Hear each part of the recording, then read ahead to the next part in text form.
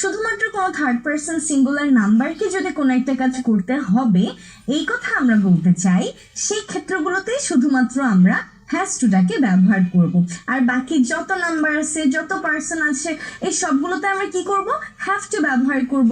এক্সাম্পলের দিকে আমরা যদি একটু তাকাই তাহলে আমরা এখানে থার্ড পারসন সিঙ্গুলার নাম্বার কি কি পাচ্ছি বলুন তো? এই যে যেমন তার, হি, সো হি এর সাথে কিন্তু আমরা হ্যাজ টু বসিয়েছি।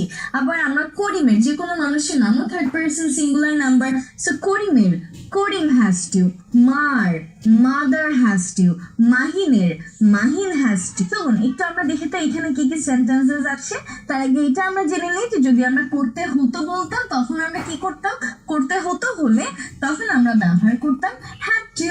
তাহলে করতে হবে হ্যাভ টু হ্যাজ টু, করতে হতো হ্যাড টু, আমাকে করতে হবে আই হ্যাভ টু, তোমাকে করতে হবে ইউ হ্যাভ টু, রহিমকে করতে হবে Rahim has to, Karim has to, আমাদের করতে হবে উই হ্যাভ টু, তাদের করতে হবে দে হ্যাভ টু।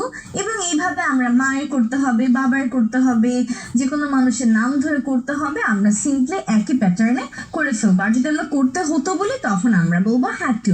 আমাকে করতে হতো আই হ্যাড টু, তোমাকে করতে হতো ইউ হ্যাড টু, তাকে করতে হতো he had to, she had to, এইভাবে।